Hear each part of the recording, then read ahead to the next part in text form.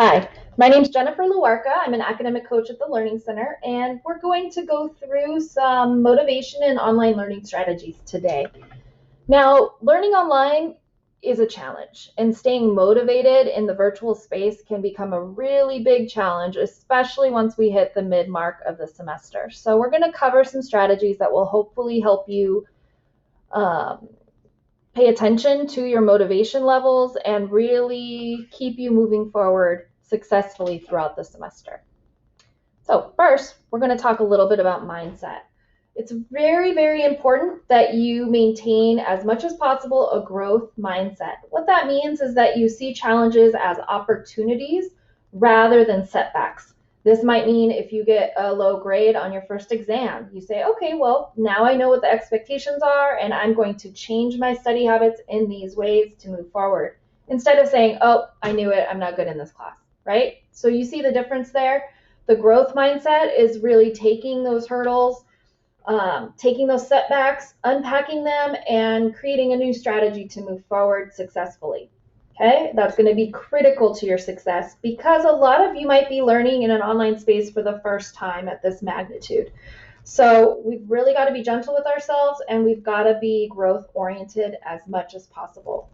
Now, another way you stay growth oriented is you manage your personal expectations for yourself, and you manage expectations of others. So really getting clear on what you expect yourself to do in order to do well in these classes, maybe even writing those expectations down.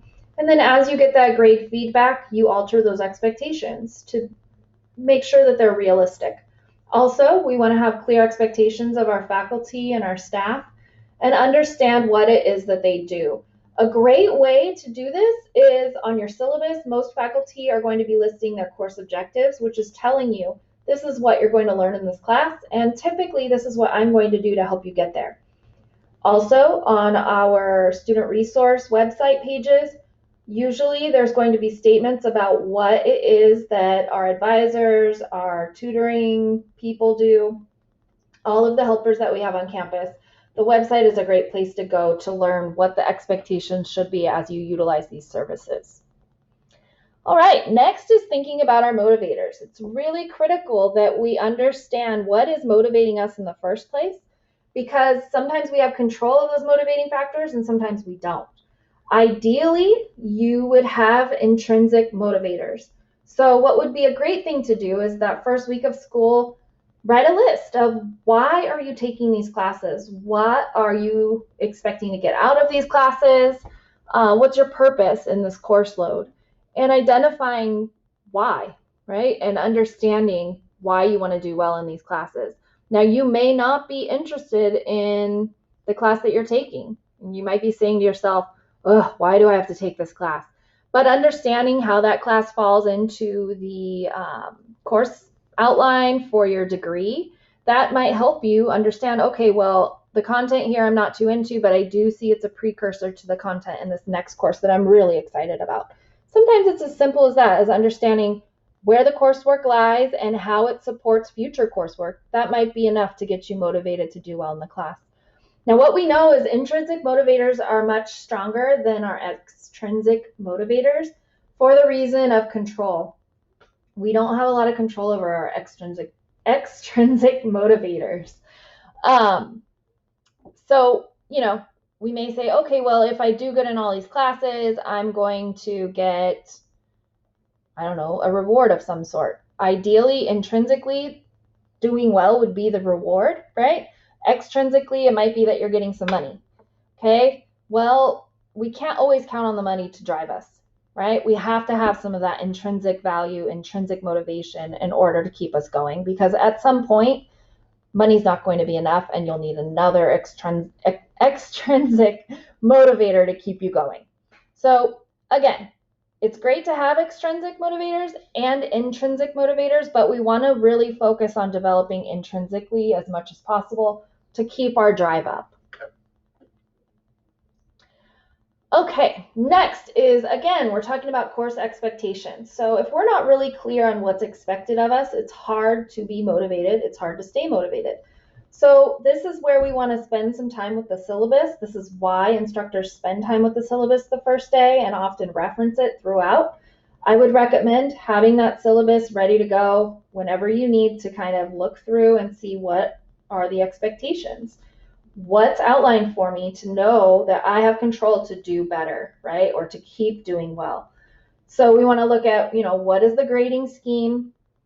What does the professor want in terms of participation and engagement? I would imagine for fall, instructors are going to be more detailed about how you interact online.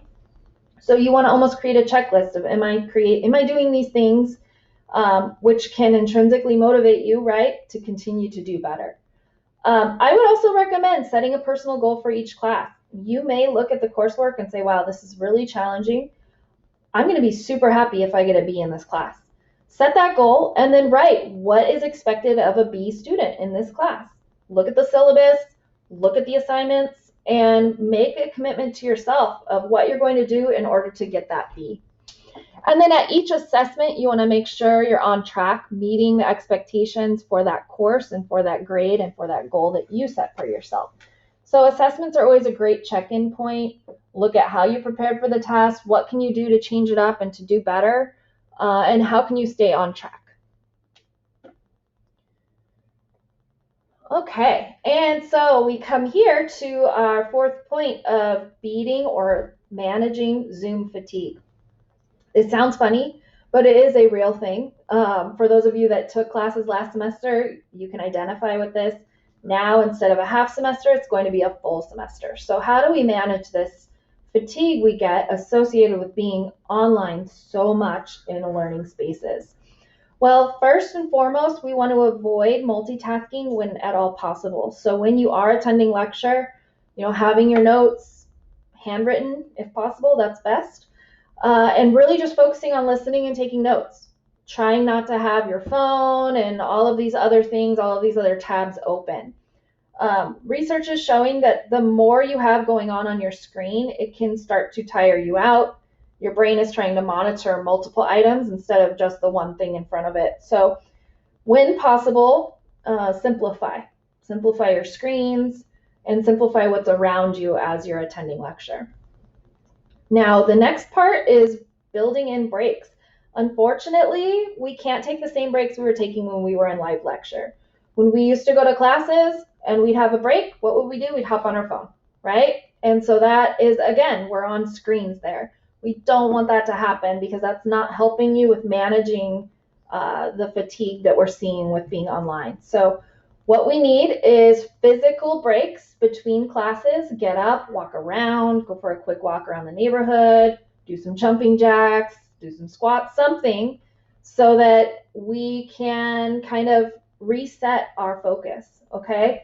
And maybe you don't want a physical break. Maybe it's just a matter of, going outside and inviting that natural light and that air. That could be enough to help you refocus when you come back to class, okay? Now, this third point is important, is reducing the on-screen stimuli.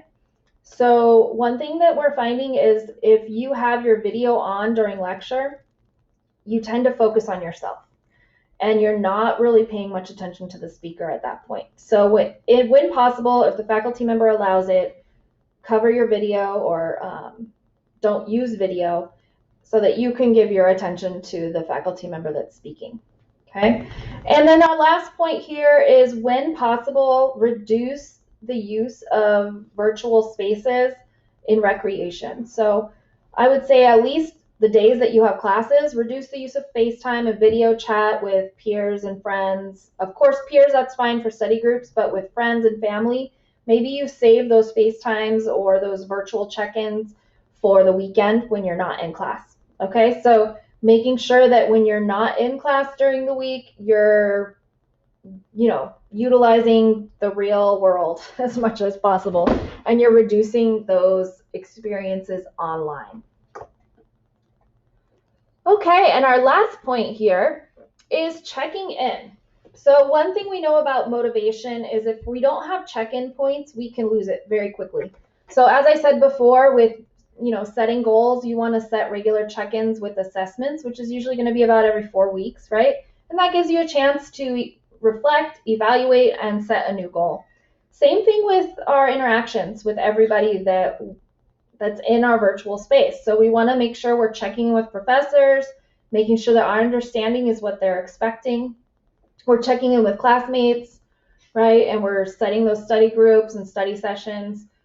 We also want to think about the people we live with and the people we're around. So checking in with our housemates, setting up a time to just kind of sit and talk or make sure that the schedules are working, and checking in with friends. But again, friends, housemates, family, any of those check-ins, it's best if you're using messaging or any sort of FaceTime hangout, that you do that when you're not having classes. So do that on the days that you're not sitting in your Zooms, just to reduce that Zoom fatigue. All right, that's it for me. I hope this was helpful. For more help, you can always schedule an appointment with me for free. My name's Jennifer Luarca. I'm an academic coach, and you can check out this and more resources and find out how to make appointments with me by visiting our webpage. Thank you.